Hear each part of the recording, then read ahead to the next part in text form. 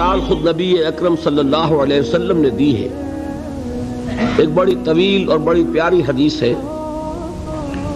جب غزوہ تبوک کے لیے حضور تشریف لے جا رہے تھے، لشکر بہت بڑا تھا، 30,000 کا لشکر۔ اس وقت ایک موقع ایسا آیا کہ چونکہ رات کو سفر کیا کرتے تھے، عرب میں آپ کو معلوم ہے دن میں شدید گرمی، لہذا جب طویل سفر ہوتا تھا تو زیادہ سے زیادہ کوشش ہوتی تھی کہ رات کے وقت جتنا بھی فاصلہ طے ہو جائے، پھر فجر کی نماز ادا کر کے بھی جب تک دھوپ کی تمازت نہ ہو، جتنا بھی آگے سفر طے کر لیا جائے، جب دھوپ ہو جاتی تھی تو پھر قیام۔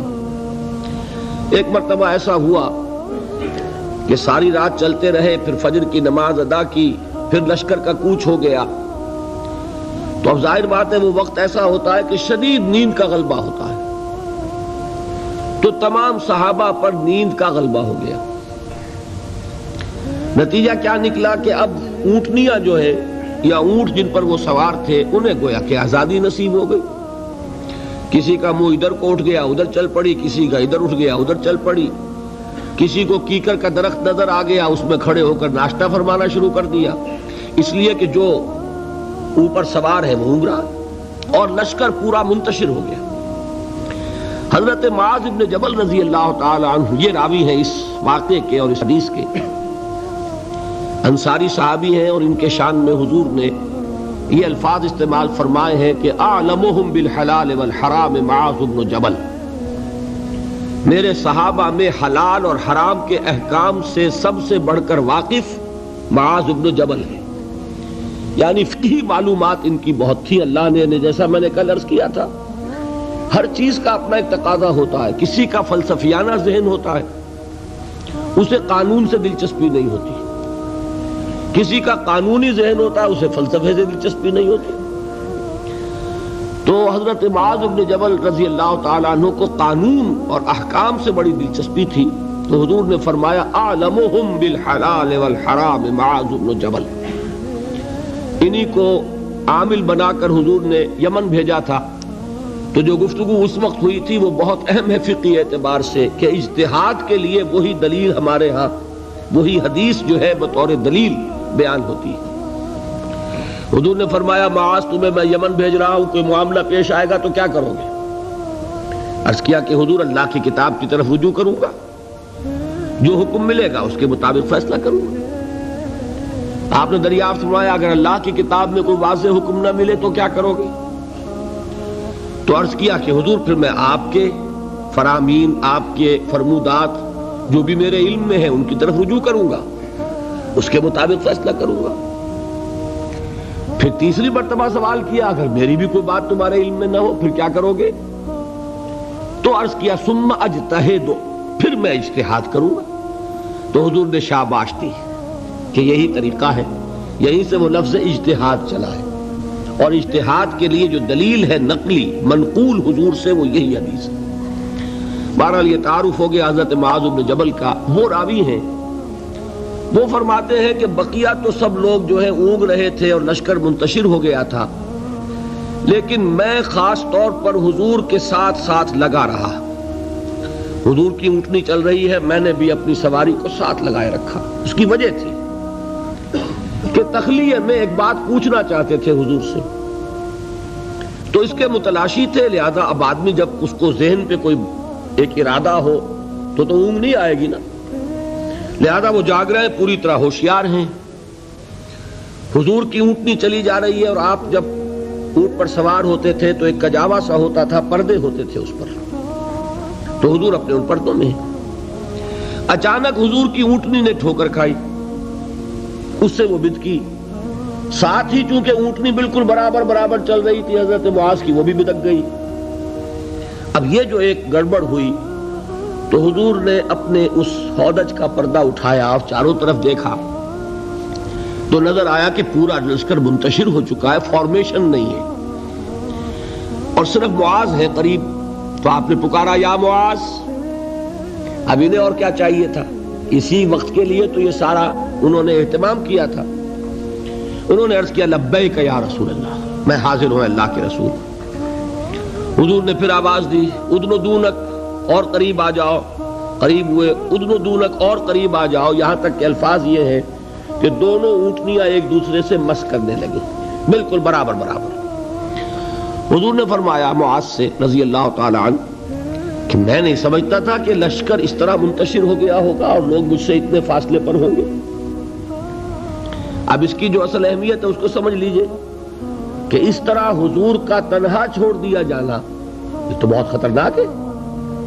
عام حالات میں بھی کوئی کمانڈر ہو، سپہ سالار ہو، وہ اس طرح اکیلا رہ جائے تو دشمن کو موقع ملے.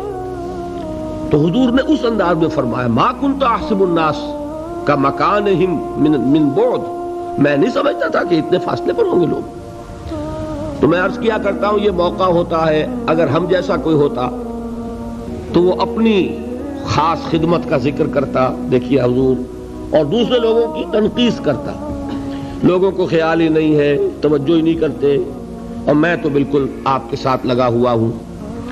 اس کے برعکس طرز عمل تھا حضرت معاذ کا. انہوں نے عرض کیا حضور لوگ رات بھر جاگتے رہے ہیں، اب نیند کا اثر ہو گیا ہے، تو فی اثر الدلجہ، اس کی وجہ سے لوگ اونگ گئے ہیں، تو اونٹنیاں جو ہے آزاد ہو گئی ہیں. اب اس کا جواب سنیے. حضور نے بھی کوئی تکلف فرما کر اپنے آپ کو سپر ہیومن کی حیثیت سے پیش کرنے کی کوشش کبھی نہیں کی. آپ نے فرمایا وَأَنَا كُنْتُ نَاعِسًا، ہاں میں تو خود بھی اونگ رہا تھا صلی اللہ علیہ وسلم. یعنی یہ معاملہ جو ہے انہوں نے معذرت پیش کی سب کی طرف سے، حضور نے وہ معذرت بھی قبول کی اور اتنی بڑی بات فرما دی انا كنت ناعسا، ہاں بات بالکل ٹھیک ہے، میں خود بھی اونگ رہا تھا. اب انہیں جو موقع ملا اور انہیں یہ اندازہ ہو گیا حضور مجھ سے اس وقت بہت خوش ہے کہ میں جاگ کر چوکس ہو کر پوری طرح ساتھ ساتھ چلا آ رہا ہوں. تو اب حضرت معاذ عرض کرتے اذن لی، حضور مجھے اجازت دیجئے ان اسألک عن شیء، کہ میں آپ سے ایک سوال کروں. قد امرضتنی واسقمتنی واحزنتنی، جس نے مجھے نہایت دلگیر کر دیا ہے، غمگین کر دیا ہے، نہایت مجھے مریض کر دیا ہے. یعنی ایک ایسی دھن مجھ پر سوار ہے، میں سوچ سوچ کر بیمار ہو گیا ہوں. حضور نے فرمایا سل ما شئت، بڑا پیارا انداز ہے یہ.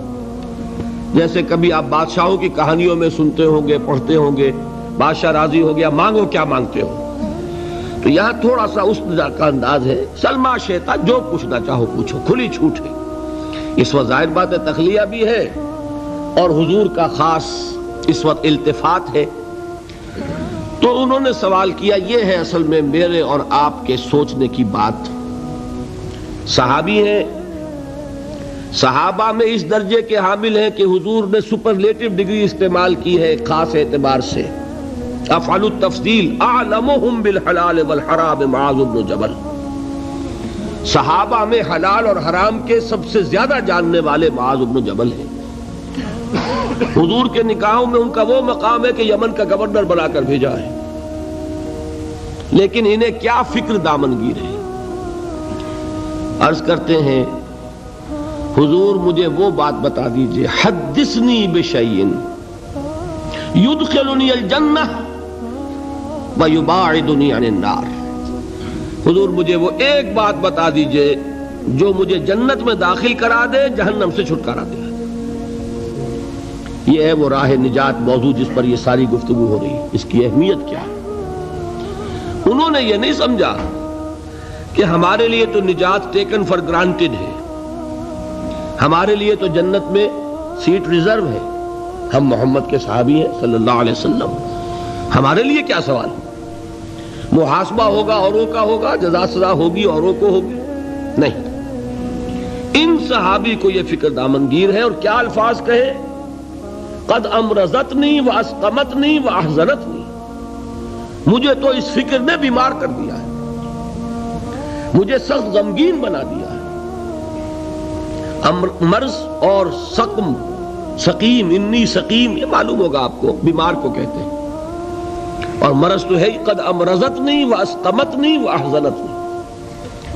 اب اس کا جواب حضور نے جو دیا وہ اس وقت اس کے پورے الفاظ مجھے یاد نہیں، لیکن وہ وہی ہے جو سورۃ العصر میں آ رہا ہے ہمارے سامنے۔ شہادت دو اللہ کے سوا کوئی معبود نہیں اور میں اس کا رسول ہوں، اس پر جم جاؤ، اور اللہ کے ساتھ شرک ہرگز نہ کرو، اور اسی پر تمہاری موت واقع ہو جائے، تم جنت میں داخل ہو جاؤ۔ اچھا، جواب تو مل گیا۔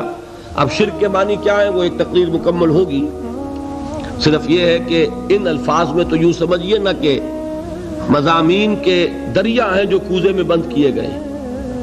جو بات اس وقت مجھے بتانی تھی وہ یہ تھی، اس کے بعد اب حضور خود ایک سوال کرتے ہیں،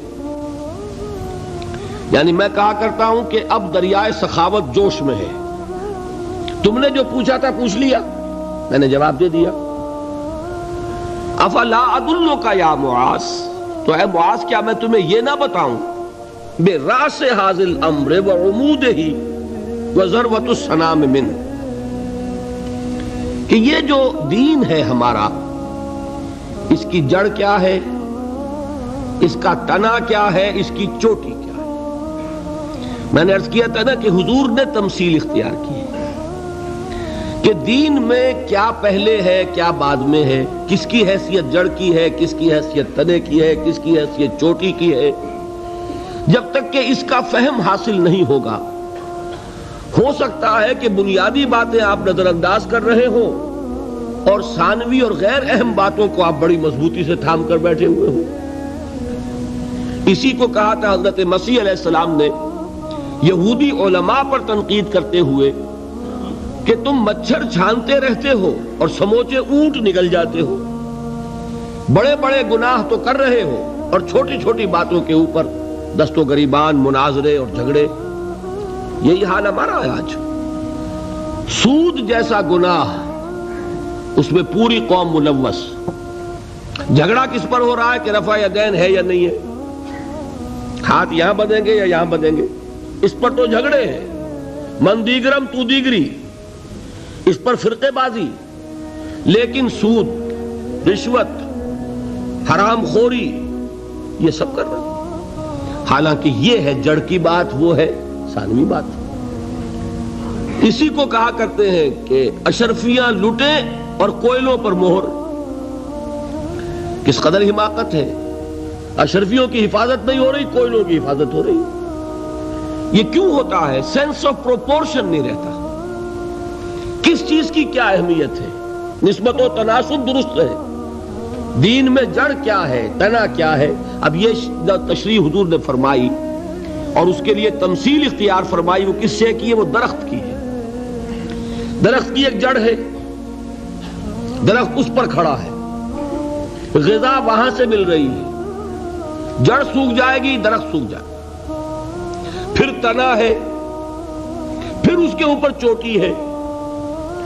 درخت جو آپ لگاتے ہیں، فرض کیجئے آم کا درخت لگایا تو کیا جڑ کے لیے لگایا یا تنے کے لیے لگایا؟ آپ نے تو درخت لگایا ہے آم کے لیے، آم لگتا ہے چوٹی پر جا کر، لیکن جڑ کے بغیر تنا نہیں، تنے کے بغیر چوٹی نہیں، چوٹی نہ ہو تو آم نہیں۔ اس تمثیل کو ذہن میں رکھیے کہ آپ نے فرمایا افلا ادلک یا معاذ، اے معاذ تم نے جو سوال کیا وہ تو میں نے جواب دے دیا، مزید کیا میں تمہیں یہ نہ بتاؤں کہ بے راس ھذا الامر، اس کی جڑ کیا ہے، وعمودہ، اس کا تنا کیا ہے، اور ذروۃ السنام منہ، اس کی چوٹی کیا ہے۔ حضرت معاذ کو کیا کہنا تھا اس کے جواب میں؟ بے ابی انت و امی یا رسول اللہ فقل، حضور مجھ پر، آپ پر میرے ماں باپ قربان ہو، ضرور فرمائیے، اور کیا چاہیے۔ اب آپ نے فرمایا راس ھذا الامر شہادت ان لا الہ الا اللہ محمد رسول اللہ، کلمہ شہادت اس کی جڑ ہے۔ وعمودہ، اور اس کا تنا کیا ہے؟ اقام الصلاۃ و ایتاء الزکاۃ، نماز کا قائم کرنا، زکوٰۃ کا ادا کرنا۔ اور اس کی چوٹی کیا ہے؟ وضربۃ السنام منہ الجہاد فی سبیل اللہ.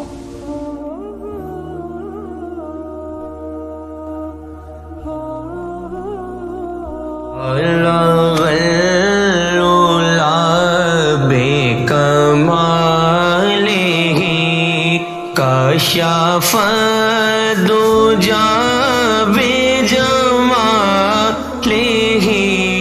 حسن جميع خصاله صلوا عليه وآله صلوا عليه وآله جسے چاہ